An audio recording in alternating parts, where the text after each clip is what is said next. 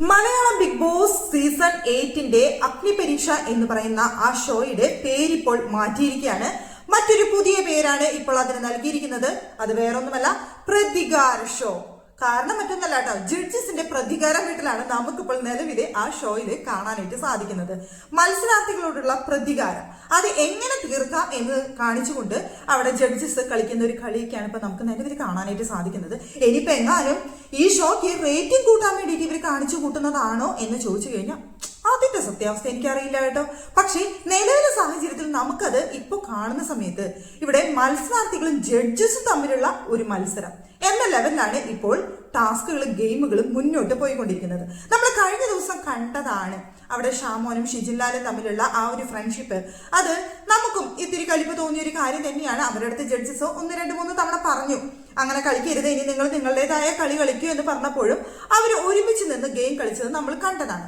അതിന്റെ പേരില് ഇപ്പോ ഇന്നത്തെ എപ്പിസോഡിൽ കാണിക്കുന്ന സമയത്ത് കണ്ട സമയത്ത് അവിടെ ജഡ്ജസ് ഇവരോടുള്ള വൈരാഗ്യം തീർക്കാൻ വേണ്ടി മാത്രമായിട്ട് ഇവർക്ക് ഒരു ടാസ്ക് കൊടുക്കുന്നു. എന്നിട്ട് ഫ്രണ്ട്ഷിപ്പിന്റെ ഭാരം ചുമക്കുക എന്നതായിരുന്നു ടാസ്ക്. അപ്പോ അവിടെ ഫ്രണ്ട്സ് ആയിട്ട് ഇവർ തന്നെ വരണം എന്നുള്ളത് അവിടെ ജഡ്ജസിന്റെ തീരുമാനമാണ്. അപ്പൊ ജഡ്ജസ് തന്നെ ആദ്യം തന്നെ പറയാണ്, ആദ്യത്തെ ബെസ്റ്റ് ഫ്രണ്ട്സ് ആരാണെന്ന് നിങ്ങൾക്ക് അറിയാലോ. അപ്പൊ നമ്മുടെ ഷിജിൻലാലും ഷാമോനാണ് ബെസ്റ്റ് ഫ്രണ്ട്സ്. അപ്പൊ അവര് ഗ്രൂപ്പായി, ഇനി ബാക്കിയുള്ളവരൊക്കെ ഗ്രൂപ്പ് ആയിക്കോ എന്ന് പറഞ്ഞുകൊണ്ട് ബാക്കിയുള്ളവരെ ഗ്രൂപ്പ് ആവാനായിട്ട് നിർദ്ദേശിക്കുന്നു. എന്നിട്ട് ഗ്രൂപ്പ് ആയതിനു ശേഷവും രഞ്ജിനി അവിടെ ഓരോരുത്തരും ഇങ്ങനെ ഗ്രൂപ്പ് ആയതിനെ കുറിച്ച് ക്വസ്റ്റ്യൻ ചെയ്യുന്നു. ഇതൊരു ടാസ്ക് ആണ്, അവർക്ക് ഇഷ്ടമുള്ളവരുമായിട്ട് അവർക്ക് ഗ്രൂപ്പ് ചേരാം. അപ്പോ ഇവിടെ എന്തിനാണ് നിങ്ങൾ ഇന്ന ആളെ സെലക്ട് ചെയ്തത്? ലോലിറ്റയുടെ അടുത്തൊക്കെ ചോദിക്കുന്നുണ്ട്, എന്തിന് ഷിജിനെ സെലക്ട് ചെയ്തു എന്നൊക്കെ ചോദിക്കുന്നുണ്ട്. ചോദിക്കുന്ന സമയത്ത് നമുക്ക് തോന്നി ഇവര് ജഡ്ജസ് തന്നെയാണോ എന്ന് തോന്നിപ്പോയി. സത്യം പറഞ്ഞു കഴിഞ്ഞാൽ ഇത് മത്സരാർത്ഥികളെ കാണാൻ വേണ്ടിയിട്ടുള്ള ഷോ ആണ്. മത്സരാർത്ഥികൾ അവിടെ എന്ത് ചെയ്യുന്നു എന്ന് കാണാൻ വേണ്ടിയിട്ട് നമ്മൾ അവിടെ വിലയിരുത്താൻ വേണ്ടിയിട്ട് നമ്മൾ ഷോ കാണുന്ന സമയത്ത് ഇപ്പോൾ ജഡ്ജസിനെ വിലയിരുത്തുന്ന ഷോ ആയിട്ട് ഇത് മാറിയിരിക്കുകയാണ്. ജഡ്ജസിന്റെ കോപ്രായങ്ങള്, ജഡ്ജസിന്റെ ധാർഷ്ട്യം, ജഡ്ജസിന്റെ വൈരാഗ്യം, അല്ലെങ്കിൽ ജഡ്ജസിന്റെ പ്രതികാരം, അല്ലെങ്കിൽ ജഡ്ജസിന്റെ അഹങ്കാരം, ഇതൊക്കെയാണ് നിലവിലെ സാഹചര്യത്തിൽ നമുക്ക് അവിടെ കാണാൻ സാധിക്കുന്നത്. എന്നിട്ട് ജഡ്ജസ് അവിടെ ഇരുന്ന് പറയുന്നതോ മത്സരാർത്ഥികൾക്കാണ് ഇതൊക്കെ എന്നാണ് പറയുന്നത്. ഇനി നമ്മൾ കാണാത്ത എന്തെങ്കിലും അവിടെ നടന്നിട്ടുണ്ടോ എന്നുള്ളത് നമുക്കറിയില്ല. എന്താ വെച്ചാൽ നമുക്ക് ഇത് മൊത്തം കട്ട് ചെയ്ത് വളരെ കുറച്ച് ഭാഗങ്ങൾ മാത്രമാണല്ലോ നമുക്ക് കാണിച്ചു തരുന്നത്. അതുകൊണ്ട് ഇനി എങ്ങാനും നമ്മൾ കാണാത്ത എന്തെങ്കിലും കാര്യങ്ങൾ അവിടെ സംഭവിച്ചോ നമുക്കറിയില്ല. നിലവിൽ നമ്മൾ കാണുന്ന സമയത്ത് ജഡ്ജസിന്റെ ഒരു തരം വൈരാഗ്യം അവിടെ ഇന്ന് വീട്ടുന്നതായിട്ട് നമുക്ക് അവിടെ കറക്റ്റായിട്ട് കാണാനായിട്ട് സാധിച്ചു. അതിൽ ഒരാളെ ചുമന്നുകൊണ്ട് നിൽക്കണം. അത് എത്ര നേരം നിൽക്കാൻ സാധിക്കുന്നോ അത്രയും നേരം നിൽക്കുക. അതിലേറ്റവും അവസാനം പുറത്തു പോകുന്ന ആൾ വിജയി എന്നുള്ള ലെവലിലാണ് ആ ഗെയിം. അപ്പോ ഇവരെ സംബന്ധിച്ചിടത്തോളം അവിടെ ഷിജിൻലാലും ഷാമോനും തോൽക്കണം. അതിനു വേണ്ടി മാത്രമാണ് അവർ ഒരു ടാസ്ക് നടത്തിയത്. എനിക്ക് തോന്നുന്നു ഷിജിൻലാലും ഷാമോനും ആ ഗെയിം ടാസ്ക് സത്യം പറഞ്ഞാൽ ജയിക്കായിരുന്നു. ഷാമോനാണ് ഷിജിൻലാലിനെ പുറത്തെടുത്തുകൊണ്ട് നിന്നത്. ഷാമോൻ അവിടെ മാക്സിമം അവിടെ എഫേർട്ട് ഇട്ട് നിന്നിട്ടുണ്ട്. അവർ എത്ര നേരം വേണമെങ്കിൽ നിൽക്കുമെന്ന് തോന്നിയ സമയത്താണ് ഒരു കൈ പൊക്കി നിൽക്കാൻ പറഞ്ഞു, പിന്നെ 2 കൈ പൊക്കി നിൽക്കാൻ പറഞ്ഞു, പിന്നെ പുറത്ത് കയറിയിരിക്കുന്ന ആള് 2 കൈ പൊക്കി നിൽക്കാൻ പറഞ്ഞു. അങ്ങനെ പല പല കാര്യങ്ങൾ കൊടുത്തിട്ടാണ് ഇവരെ പുറത്താക്കാനായിട്ട് ശ്രമിച്ചിരുന്നത്. ജയിച്ചത് എൽദോയുടെ ടീമാണ്. എൽദോയും ഷിബിനിയുമാണ് അവരുടെ ടാസ്ക് വിജയിച്ചത്. പക്ഷേ ഷാമോനും ഷിജിൻലാലും ജയിക്കുമായിരുന്നു എന്ന് എനിക്ക് തോന്നിപ്പോയി. അവരുടെ കൈ ഉയർത്തി പിടിക്കാനായിട്ട് പറഞ്ഞ സമയത്ത് അവിടെ ഷിജിൻലാല് ചെറിയൊരു മണ്ടത്തരം കാണിച്ചു. ഷൂ ഒന്ന് ശരിയാക്കാൻ വേണ്ടി കൈ ഒന്ന് വളച്ചു. അതുകൊണ്ട് മാത്രമാണ് അവിടെ ഗെയിമിൽ നിന്ന് ഔട്ടായത്. അപ്പൊ പറയുന്നുണ്ടെങ്കിൽ ഞാൻ ഷൂ ശരിയാക്കിയതാണ് എന്ന് പറയുന്നുണ്ട്. പക്ഷെ രഞ്ജിനി അവിടെ വിട്ടു കൊടുക്കുന്നുണ്ടായിരുന്നില്ല.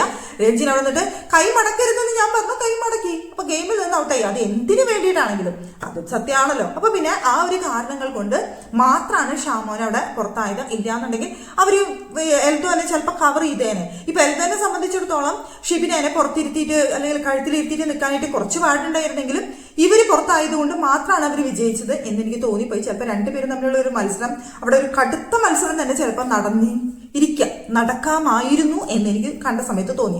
അപ്പൊ ഞാൻ പറഞ്ഞു വന്നത് മറ്റൊന്നുമല്ല, ഈ ഒരു ടാസ്ക് കൊടുത്തത് പോലും ജഡ്ജസിന്റെ വൈരാഗ്യം തീർക്കാനായിട്ട് അല്ലെങ്കിൽ പ്രതികാരം തീർക്കാൻ വേണ്ടിയിട്ട്, ആ ഫ്രണ്ട്ഷിപ്പിന്റെ ആ ബോണ്ട് നിങ്ങളുടെ അങ്ങനെ കാണട്ടെ, ഞാൻ എത്രത്തോളം ഉണ്ടെന്ന് ഞങ്ങളൊന്ന് അറിയട്ടെ എന്ന് പറഞ്ഞുകൊണ്ട് അതിന് ദേഷ്യം തീർക്കുന്നത് പോലെയാണ് നമുക്ക് അവിടെ തോന്നിപ്പോയത്. ഇപ്പോ അത് കണ്ട എല്ലാ പ്രേക്ഷകർക്കും തോന്നിയത് ആ ഒരൊറ്റ കാര്യം തന്നെയാണെന്നാണ് എനിക്ക് തോന്നിയത്.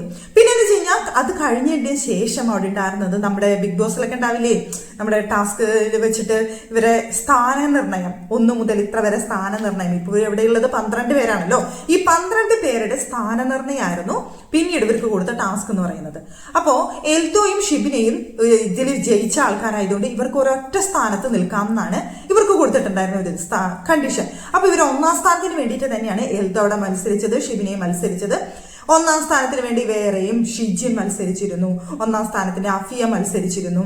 അങ്ങനെ ഒരുപാട് പേര് ഈ 1ാം സ്ഥാനത്തിന് വേണ്ടി തന്നെ അവിടെ നിന്ന് മത്സരിച്ച് അവിടെ ആകെ ചളക്കുളമാക്കി. പക്ഷേ എനിക്ക് അവിടെ തോന്നിയൊരു കാര്യം എന്ന് പറയുന്നത് എൽദോ ടാസ്ക് തൂക്കി മക്കളെ എന്ന് പറഞ്ഞു കഴിഞ്ഞാൽ തൂക്കി.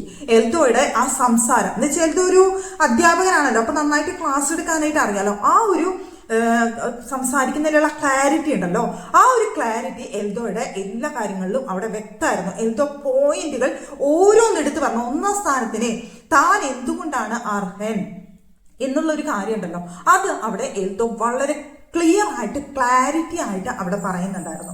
അപ്പോൾ ആ സമയത്ത് ഇവിടെ ഇവർ തമ്മിലുള്ള മത്സരം ഇങ്ങനെ കടുത്ത് നിൽക്കുന്ന സമയത്ത് അവിടെ ടൈം കഴിഞ്ഞു. അങ്ങനെ 1ാം സ്ഥാനത്തിന് ആരും അർഹരല്ല എന്നുള്ള അവസ്ഥ വന്ന സമയത്ത് ആരവിടെ നിൽക്കണം എന്നുള്ളത് പിന്നെ ബാക്കിയുള്ളവരോട് ചോദിക്കില്ലോ, ആർക്കാണ് കൂടുതൽ വോട്ട് എന്നുള്ളത്. ആ സമയത്ത് എൽദോയ്ക്ക് അവിടെ കിട്ടി. അത് എൽദോയ്ക്ക് വെറുതെ കിട്ടിയതൊന്നല്ല കേട്ടോ.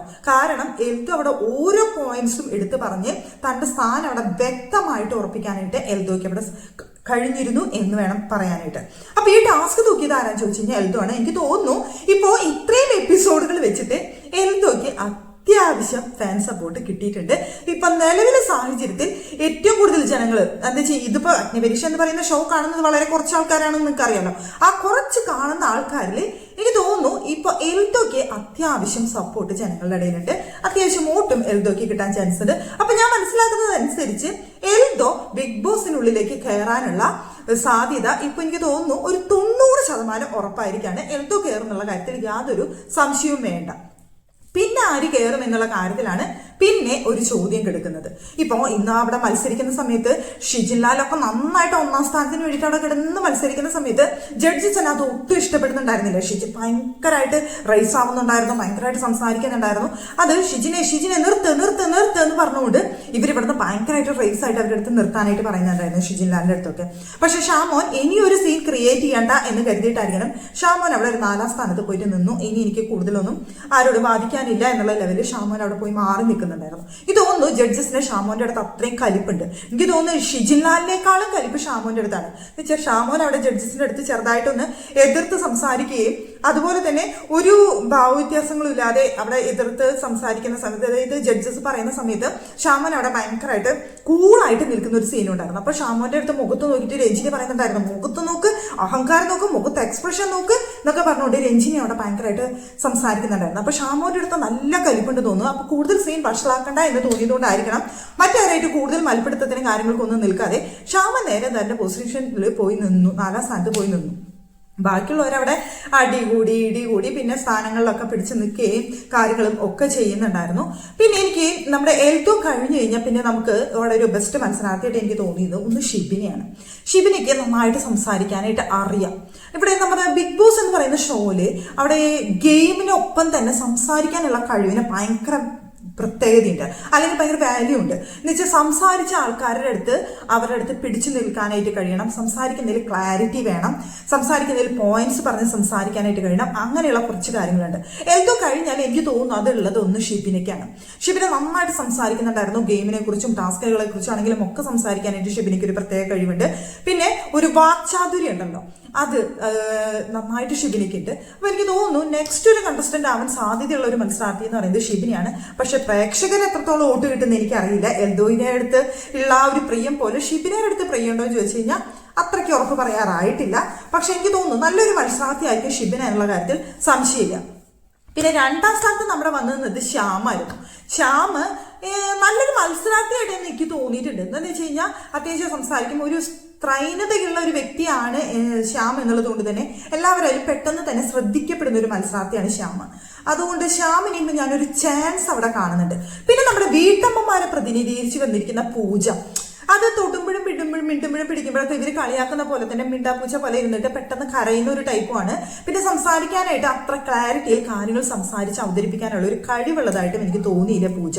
ഇപ്പൊ എല്ലാവരും പൂജനകത്തേക്ക് കയറ്റാനുള്ള ഒരു ശ്രമം എനിക്ക് തോന്നുന്നു ജഡ്ജസിനും ബിഗ് ബോസ് ടീമിനും പൂജനെ കയറ്റണം എന്നൊരു ആഗ്രഹമുള്ളതായിട്ടാണ് എനിക്ക് നിലവിൽ തോന്നിയിട്ടുള്ളത് കേട്ടോ. എന്ന് വെച്ച് കഴിഞ്ഞാൽ വീട്ടമ്മമാരെ പ്രതിനിധീകരിച്ച് അല്ലെങ്കിൽ സാധാരണക്കാരിയായ ഒരു വ്യക്തി എന്നുള്ള ലെവലിലൊക്കെ അവര് പൂജനകത്ത് കയറ്റാനുള്ള ഒരു ശ്രമം അവര് നിലവിലെ സാഹചര്യത്തിൽ ഉണ്ട് എന്ന് എനിക്ക് തോന്നുന്നുണ്ട്. പക്ഷെ എനിക്ക് പൂജനോട് എനിക്കെന്തോ പേഴ്സണലി അത്ര അടുപ്പം തോന്നിയില്ല. എന്ന് വെച്ചാൽ പൂജയുടെ സംസാരവും അല്ലെങ്കിൽ ആക്ടിവിറ്റി എല്ലാം കാര്യങ്ങളും വെച്ച് നോക്കുന്ന സമയത്ത് ബാക്കിയുള്ളവരെ അപേക്ഷിച്ച് നോക്കുന്ന സമയത്ത് പൂജ ഇത്തിരി വീക്കായിട്ടാണ് നിലവിൽ എനിക്ക് തോന്നിയിട്ടുള്ളത്. പൂജനേക്കാളും കുറച്ചും കൂടി ഇപ്പൊ ആഫിയൊക്കെ ആണെന്നുണ്ടെങ്കിൽ കൂടുതലും ആഫിയൊക്കെ ഇത്തിരി കൂടി ബെറ്ററാണ്. പിന്നെ സോനയാണെങ്കിലും ഈ പറഞ്ഞ പൂജേനേക്കാളും കൂടുതൽ ബെറ്ററാണ്. നന്നായി സംസാരിക്കാനും ഭയങ്കര ആക്റ്റീവ് ആവാനും കുറച്ച് കുരുട്ട് ബുദ്ധിയും കുറച്ച് അടി ഉണ്ടാക്കാനുള്ള കഴിവും അങ്ങനെ വെച്ച് നോക്കുന്ന സമയത്ത് സോനയൊക്കെ ഇതിലും ബെറ്റർ ആയിട്ടാണ് എനിക്ക് തോന്നുന്നത്.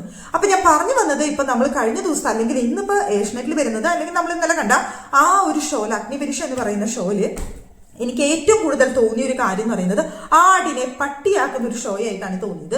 അവിടെ രഞ്ജിനി ഇരുന്ന് പറയുന്നുണ്ട്, ഇവിടത്തെ നിങ്ങൾ കാണിച്ചു കൂട്ടുന്ന ആടിനെ പട്ടിയാക്കുന്ന പരിപാടിയാണല്ലോ, ഞങ്ങൾക്ക് ബുദ്ധിയില്ലല്ലോ, ഞങ്ങൾക്ക് ടാസ്കുകൾ നിങ്ങൾ കളിക്കുമ്പോൾ അത് കണ്ട് മനസ്സിലാക്കാനുള്ള വിവരമില്ല, ബുദ്ധിയിലാന്നൊക്കെയല്ലേ നിങ്ങൾ കരുതുന്നത്, നിങ്ങൾ വിടുന്ന ആടിനെ പട്ടിയാക്കല്ലേ എന്നൊക്കെ പറയുന്നത് രഞ്ജിനി അവിടെ ഇരുന്ന് ഇങ്ങനെ കളിയാക്കിയോണ്ട് പറയുന്നുണ്ടായിരുന്നു. ഷാമോനെയും ഷിജിലാലിനെയാണ് പ്രത്യേകമായി ഉദ്ദേശിക്കുന്നതെന്ന് രഞ്ജിനി അവിടെ എടുത്ത് പറയുന്നുണ്ടായിരുന്നു. ഞാൻ ആ രണ്ടുപേരെയാണ് ഉദ്ദേശിച്ചതെന്ന് എടുത്ത് പറഞ്ഞുകൊണ്ടാണ് രഞ്ജിനി അവിടെ സംസാരിച്ചുകൊണ്ടിരുന്നത്.